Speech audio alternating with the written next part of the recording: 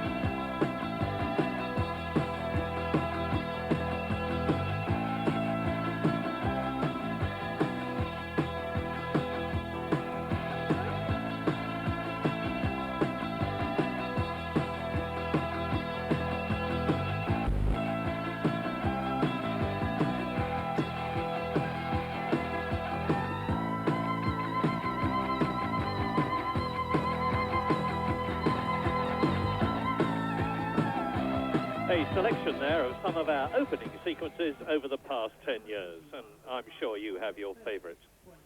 Well, in 1978, Alain Prost was racing in Formula 3, and he went on to win in Formula 3 here at Monaco in 1979. But now he is leading the World Championship, leading from his teammate Ayrton Senna by 6 points. Tying for third position, Gerhard, Berger and Nelson Piquet, and tying for fifth place, Thierry Boutsen and Warwick. But in the Constructors Championship, McLaren are already 14 points ahead of Ferrari, with Lotus in third position, Benetton in fourth place, Arrows fifth, and the rest yet to score a point. But in the cramped pit lane here, the big question is, can Senna win for the second time running? This time in a McLaren.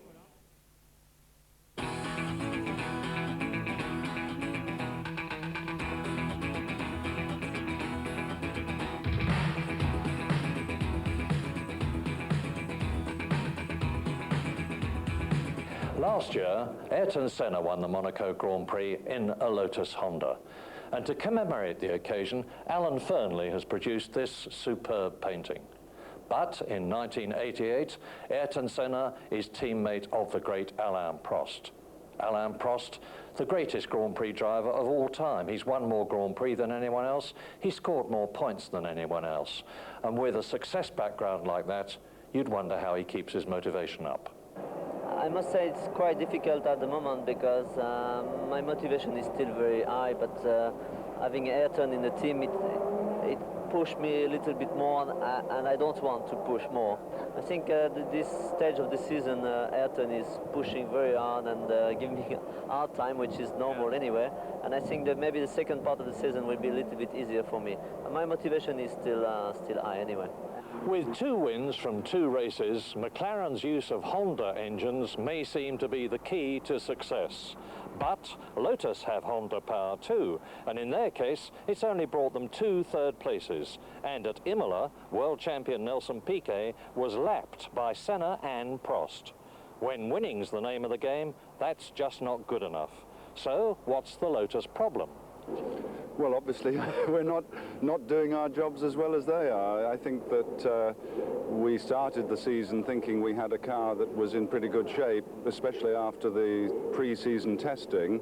And like everyone else, we were completely taken by surprise by the fact that they were so much faster in Rio. And now we have done a lot of testing since then, and I'm confident that we've eased back some of the margin. Whether we've eased it all back remains to be seen. Now, it's not just the 10th anniversary of Grand Prix, it's also the 10th anniversary of one of the most popular partnerships in Grand Prix racing, Clive Hicks and Kenny Szymanski, and they are the Lotus Tyre Men. And to commemorate it, Goodyear have produced this beautiful T-shirt.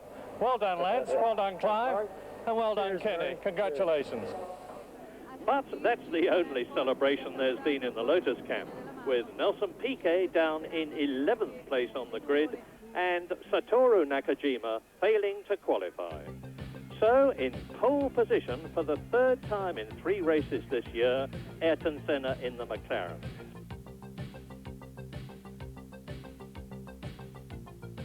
In second position, his teammate Alain Prost, who has won 3 times at Monaco.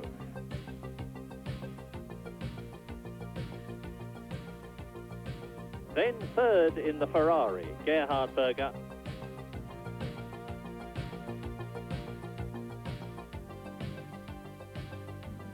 And fourth, his teammate, Michele Alboreto. So it's 4 turbo cars in the first 4 places. Fifth, and the highest normally aspirated engined driver, is Nigel Mansell. Derek Warwick in the Arrows is in 7th place on the grid. Jonathan Palmer is in 10th place. World champion Nelson Piquet down in 11th place.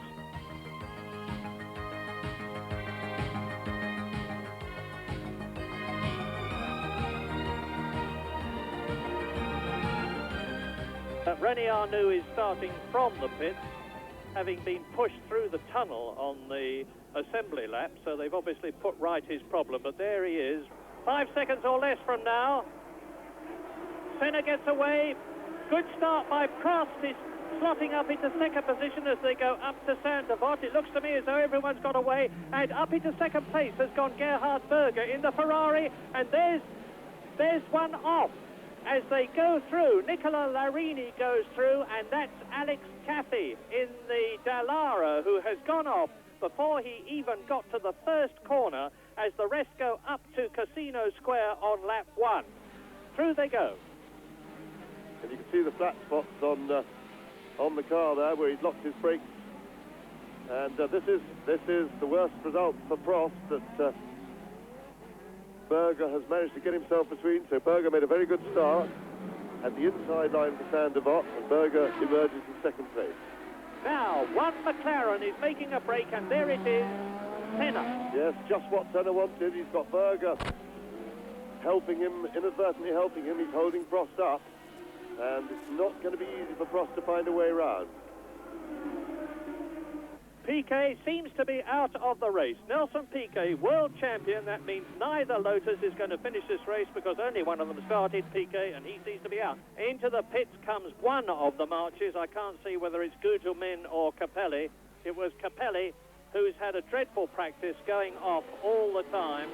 Berger has now got Alain Prost in third position, right in his wheel tracks. The gap between them and Ayrton Senna is now something like 7.6 seconds. Well, Senna leads round the Rasgas.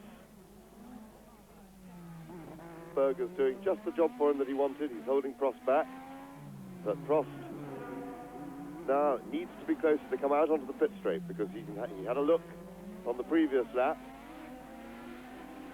This is one of the few possible passing spots. There is no such thing as an easy passing spot in Monaco. And the gap between Senna in the lead and Berger in the Ferrari in second place is now 9.4 seconds. Very soon, Ayrton Senna is going to be able to ease off, having built up a substantial cushion. Berger second, Prost third, Mansell is fourth, Alboreto is fifth, Nannini is sixth, Patrese is seventh, Warwick is eighth, Palmer is in ninth position, and Chiva is in 10th place. And while you watch, that's Gabriele Tarquini going out in the Coloni Ford. And there's Mansell. Look how close Nigel Mansell is now. Mansell is taking advantage of the fact that Berger is holding up Prost to close on the Frenchman. Yes, Mansell very relaxed this year and driving very well indeed. Pressure is off him a little bit from all those pole positions that he was getting last year, and He certainly seems very comfortable with it, and there is somebody's nose. I don't recognise whose. It is the tubby car, the Eurobrun of Oscar Larrauri, the Argentinian. Senna leading then, and he's on lap 23. He's leading by nearly 25 seconds. Still the battle for second place between Berger in the Ferrari and Prost in the McLaren rages. Still Nigel Mansell, understandably, can do nothing about it in fourth position, the scrap in front of him, because he has a power disadvantage and he will be aiming to keep plugging. Now, Prost is attacking again as they come out of the new chicane, down to the Tabac. He's now almost close enough if he's where he is now when they come out of the Rascasse, which they are approaching, and René Arnoux is in the way, as usual. Yes, exactly. I think when they were sitting on the grid and they heard that Arnoux had stopped in the tunnel, there was a big sigh of relief from everybody. They thought that's one troublemaker out of the race, but to everybody's dismay, he's back in, and he was, as usual, getting in the way. But Prost still not in a position to attack. He just can't get things lined up right to have a go. Jonathan Palmer going strong still in that 9th position, and Ghinzani in 16th place, but that doesn't mean to say that Jonathan won't want to scramble past and do something about Derek Warwick, who is 11 seconds ahead of him. So the three British drivers are all in the first 9 places. Now Alboreto is really pushing Nigel Mansell, who is in 4th position. And Nigel Mansell, of course, will be seeing that dodging, weaving red image in his mirrors to the left and right. But he won't be rattled. It's just a question of whether the car has got the performance. And I think Alboreto is just a whisker closer than he was on the previous lap as they come up to Saint-Devote again. And Alboreto is a demon overtaker at Saint-Devote. I've seen him get through some seemingly impossible gaps in the past, but he's not close enough now. Nigel Mansell got a better exit from the right-hander at Saint-Devote. He's got a gap between himself and Alboreto, and as they complete their 32nd lap, the race order is Senna leading by nearly 30 seconds, nearly half a minute now in a lap which is taking about 1 minute 26. So he's nearly a third of a lap ahead of Gerhard Berger, who is second. Prost is ever closer. This is the battle for 4th position. Williams, the Judd-powered Williams of Nigel Mansell, with the Ferrari in its wheel tracks. Alboreto 5th. Nannini still 6th. Riccardo Patrese is still 7th. Derek Warwick is still in 8th position. Palmer is still 9th. Boutsen is still 10th. Sala has been lapped in 11th place, and Philippe Alliot, his teammate, is 12th. And again, what a marvellous scrap this is. Two of the top men in Grand Prix racing, Nigel Mansell and Michele Alboreto. And Nannini closing. Yes, exactly. Nannini is catching this battle as maybe Nigel's slowing things down, defending his position. Oh, and look at that. Whoop! And that was naughty by Alboreto. I think he wasn't really in a position to do it, and he took Mansell off, and you'd have to say that Alboreto overextended himself there. And that's most unfortunate for Mansell. That looks like Mansell out of the race. At best, he would have stalled the engine by the look of it. We can't see from here what damage there is, and here we see it again. Now, Alboreto has been having a look there the last couple of laps, but it's not really an overtaking spot. He's very quick through the pool, but look, and then he locks up, and Mansell turns into the corner, and he clouts Mansell's back wheel, and that really was Alboreto's fault. But it does demonstrate just how difficult it is to overtake here. Yes, and all, as Nigel Mansell sadly retires, whilst it is very easy to come to the wrong conclusions as an onlooker when you are not in the driving seat, there is no doubt in my mind that Nigel Mansell was on his racing line. He was perfectly entitled to turn in where he did. Frank Williams will be worried about where Mansell is. He won't know at the moment, I think, that he's out of the race, although Nigel may well have reported it on his radio. And Michele Alboreto was at fault, but be that as it may, Ayrton Senna still leads Berger and Prost. Alboreto now up into 4th position, but with Nannini getting closer, and Nigel Mansell with his helmet off, sadly talking to the photographer there. Nannini up in 5th position as Mansell's Williams Judd, what a forlorn sight that is craned away. And for the 3rd race in succession, Nigel Mansell will score no World Championship points. What a sad contrast to his 1987 dominant form.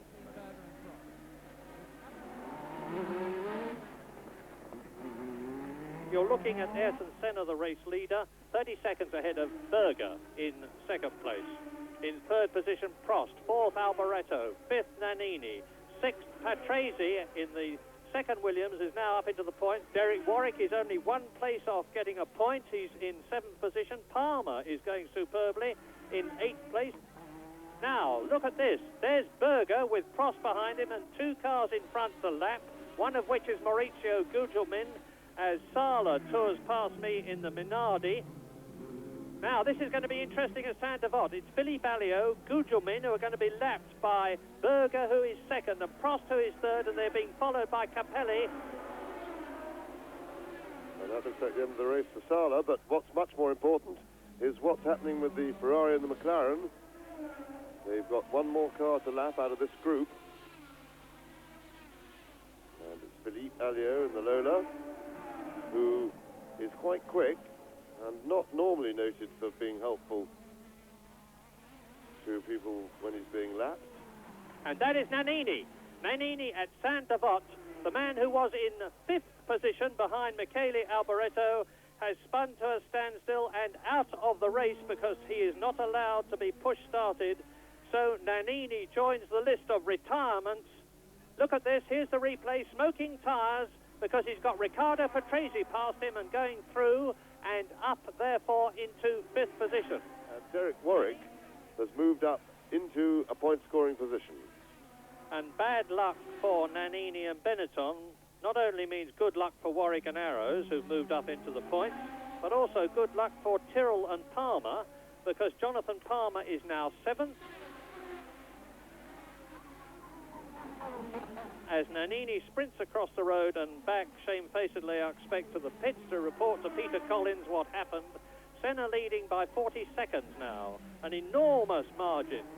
The start was always going to be the critical thing at Monaco because of this almost insurmountable overtaking problem, and it certainly killed any chance of us having a race between the 2 McLaren drivers.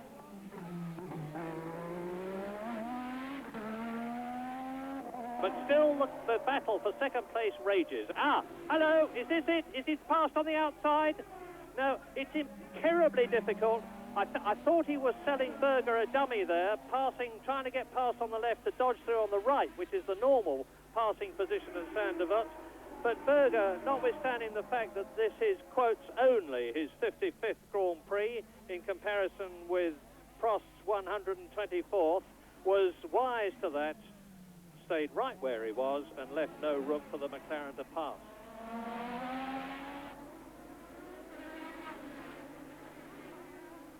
And there is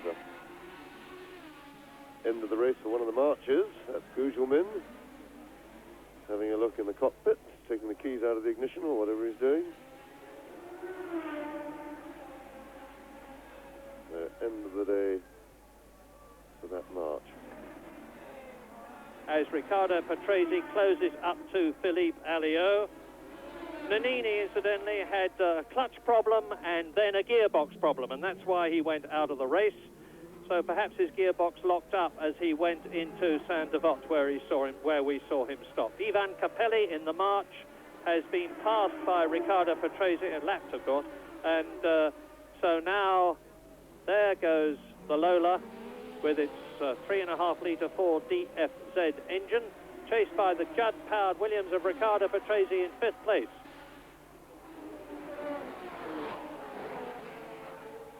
Still a long time to go. There's still time for any of the top 6 to strike some sort of problem, and there is one. My goodness, back goes, that's Alliot. Alliot goes straight into the barrier, having hit the curb. Now, he's perfectly all right, no doubt about that, because the tyre wall will have absorbed the shock of the Lola. But Philippe Alliot, the forceful, thrusting driver from Formula 3000 and who used to drive in the Ram team and the Ligier team. Let's have a look at it again as Riccardo Patrese tries to take Alio. I would have said that Alio moved across much too soon. Absolutely, that was completely out of order. Alio just moved over on Patrese, and the only good result for Patrese was that Alio ended up taking himself off rather than Patrese. But we'll have to see if Patrese survived without damage. And that was, there is Alio, and I'm afraid he has a reputation for shunting, and that was naughty. That means to say that Patrese has gone in and Jonathan Palmer is in 6th place. Now, that's the good news as a result of that accident. Ayrton Senna continues to lead in the McLaren-Honda, and there he is coming up to Derek Warwick, who is in 5th place. Derek Warwick has moved up a place. Derek Warwick is now 5th. Riccardo Patrese, who was 6th, has been passed as a result of going into the pits by Jonathan Palmer, and so we have got 2 British drivers in the top 6 places. Now, watch Alio move across. He clips, or rather Patrese's car clips Alio through no fault of Riccardo's, and the nose of Alio's Lola just misses Riccardo Patrese's head. Now, I'm looking at Patrese's car at the moment as Alio goes straight on, bumps the tyre wall, his head sags forward. There are the marshals. The gap between Senna and Berger is now getting on for 55.0 seconds. A quite incredible margin, especially at Monaco. And it is a tribute. Incidentally, that flash of flame does not mean to say that Derek Warwick's Arrows was on fire. It's just a flash of flame from the turbocharger on the overrun as Warwick changed down for the right-hander at the portiere before going into the tunnel where he is now. And there Prost is taking. He's done it. Prost has taken Berger. Well, I saw it happen as they went past me there, and Berger, having been lulled into a false sense of security by Alain Prost, and look at the way Prost is already streaking away from Gerhard Berger, which just shows how much the Ferrari was holding up the flying McLaren of Alain Prost. Now I think we've got some sort of a race on our hands. I can't, frankly, envisage that Ayrton Senna, who has got, let's look at it again, into Saint-Devote, and now out of it. Alain Prost had already taken the lead because he did it right in front of me, and our commentary box is about 200 yards before that point. But now Alain Prost will be straining every muscle to close the gap. He's gone 6 points for second position, chasing Ayrton Senna, his teammate, the leader, and we are on lap 56. Yes, and it looked as if Berger missed a gear past the pits, which gave Prost his chance, and Prost is certainly going to have a go anyway. I think there's no real chance of him catching teammate Senna, but I'm sure he'll give it his best shot for a few laps anyway and see what Senna does by way of response. Now we're going to see this brilliant Frenchman, double world champion, winner of 29 Grand Prix, a record, and scorer of 421.5 points, a record at his very best. He is on now, lap 57. There's Ghinzani out of the race, yet again. Poor Ghinzani, when he was with Osella, he hardly ever finished. He had a brief time with the Tolman team and very seldom got the Tolman home. Then he went to Ligier with the same problem. Now he's with the Zakspeed team, and that means to say that both the Zakspeeds are out of the race. Well, Schneider never even started, but now Ghinzani walking home, ever cheerful. I suppose he's not unhappy about the fact that he has done some 53 laps, which is actually more than he's usually done. And there we are. Prost is now the fastest on the circuit. So he's having a go. Senna hasn't yet responded, but he doesn't really need to. He's got bags of time. And of course, they're still lapping other cars. Patrese has rejoined. Lost a bit of time in the pits. and he's in 8th place now. So Patrese will be fighting to try and get back into the points after that rather unfortunate experience. And Senna has responded, 26.9. So Senna is new fastest lap for Ayrton Senna, and that must be exactly what it's intended to be, which is very demoralizing for Prost. And it's Senna leading very, very convincingly by 47 seconds. You're watching, by the way, Jonathan Palmer, who's driving one of the races of his life, in the points, in 6th position in the 017 Tyrrell. Ayrton Senna through the tunnel at some 160 miles an hour in his McLaren-Honda, on his way not only to his 2nd Grand Prix victory in succession for McLaren, having won at San Marino, but his 2nd successive Monaco Grand Prix victory, because last year he won in the Lotus-Honda, the first time that a car with active suspension had ever won a Grand Prix, and the last but one at the moment, because although Senna went on to win in Detroit, a similar street race, he won no more from Lotus-Honda. Lotus have ceased to use the active suspension, although the Williams team use a reactive suspension, which is a not dissimilar type. And there's Yannick Dalmas, chased by Derek Warwick. Warwick, who is in 5th position. Dalmas, who is a lap behind in 7th place. Derek Warwick, he's come good this season, having had a pretty dreadful 1987. This ex-Formula Ford European champion who drove for Renault, who in his career has had 2 second places but no wins. Looks as though he is going to finish in the points for Arrows for the 2nd time.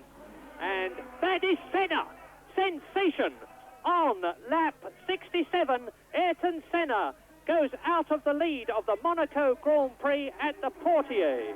For the 2nd time this year, Brazilian Ayrton Senna is out of a race. He failed in Brazil when he was excluded, having fought his way up to 2nd place. He won at Imola for the San Marino Grand Prix, and now he's lost a win here at Monaco. Well, I hope we get to see what happened.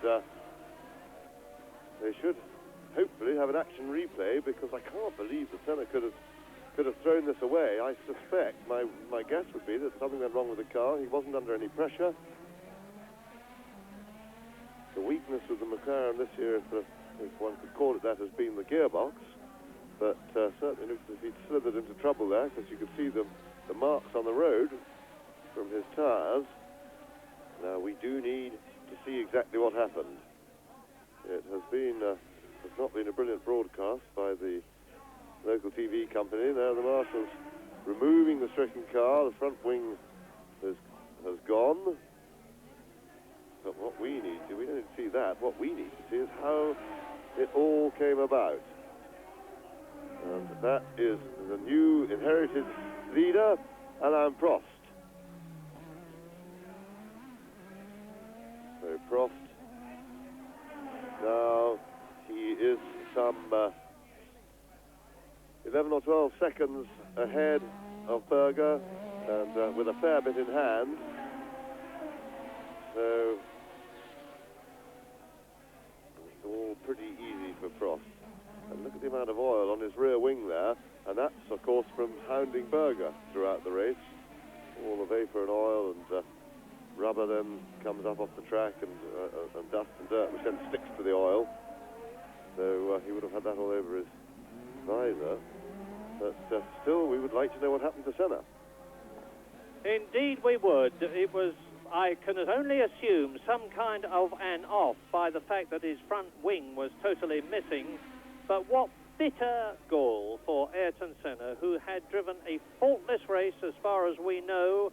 As James has said, we're suffering from the disadvantage of not being able to see what happened to the McLaren. But for whatever reason, Ayrton Senna, having led all the way from the green light to the conclusion of the 66th lap out of 78, is out of the Monaco Grand Prix, and the little Frenchman, Alain Prost, is on his way to his 30th victory, and not only that, but to his 4th Monaco Grand Prix win in 5 years, a quite incredible record. But there's interest behind, because now the Ferraris are second and third, because Berger is back into the second place that he held for so long. Michele Alboreto is 18 seconds behind Berger, and Berger, by the way, is 12.5 seconds behind Prost, so Prost can't afford to ease up too much. In fourth position now is Derek Warwick, who's therefore on his way to 3 points. Ayrton Senna out of the race altogether. Jonathan Palmer is in fifth place.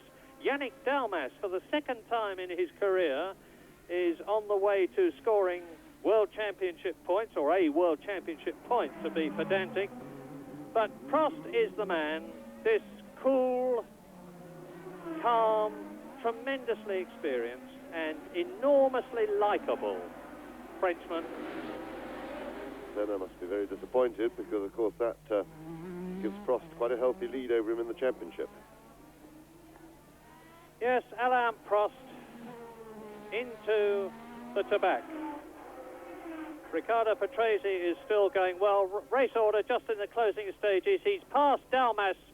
Riccardo Patrese has moved up into sixth place on the last lap of this race, because into the last corner of the 1988 Monaco Grand Prix to score his fourth victory here. An absolutely superb achievement, which is recognised by everybody here, goes Alain Prost to win the 1988 Monaco Grand Prix and raise his wins to 30, his points to 430. Victory for Alain Prost. Second, Berger. Third, Alboreto. Fourth, Derek Warwick. Fifth, Jonathan Palmer. Sixth, Riccardo Patrese. Seventh, Yannick Dalmas.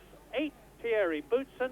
Ninth, Nicola Larini. And 10th, Ivan Capelli, with a fastest lap for Ayrton Senna in 1 minute 26.3, but that will be poor consolation for having lost 9 World Championship points.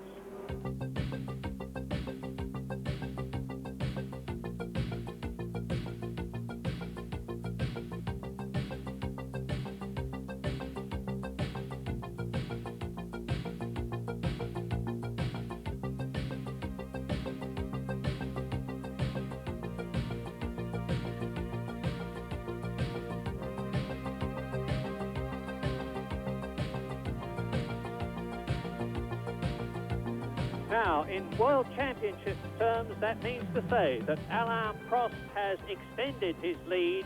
He now leads Gerhard Berger by 10 points, with Ayrton Senna third, with Nelson Piquet in fourth position.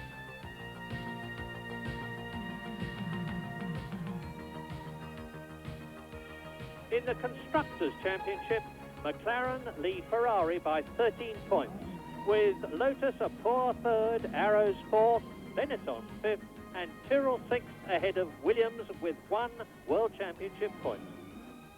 I did a very, very good start in first gear. I was almost able to overtake Ayrton and start, and then I missed second gear. And Gerhard was in front of me in first corner, and I was very disappointed, because I was sure that the race was finished for me, for the win. And then I tried to overtake him, and my objective was to finish second, because it was better than nothing. I was quite happy when Ayrton had this problem, but that's part of the game, must be honest. Well, obviously, you know, we've had 3 finishes now, 2 fourths and a 9th. We've been competitive all weekend. We were second quickest in the wet and 7th quickest in the dry. And, you know, we expected to finish quite well here. And 4th was, I think, a good result for a good, hard weekend. On the first few laps, I was chasing Derek. I didn't want to push him too hard. He's getting a bit old for this business, you know, and so I wanted to give him a fairly easy time. No, actually, Derek was going very well indeed, and I couldn't quite hang on to him. And now, after the crowds have gone from Monaco, here is an astounding postscript to the Ayrton Senna story. It would appear, although we have yet to have it confirmed, that it was a case of brain fade. He went off outside his own apartment, went home, had a shower, and hasn't been seen since. Well, that's it from Monaco. In 2 weeks' time, we'll be across the Atlantic in Mexico. But we leave you tonight with a reminder of the men who've secured that coveted World Championship crown, whilst Grand Prix has been privileged to follow have.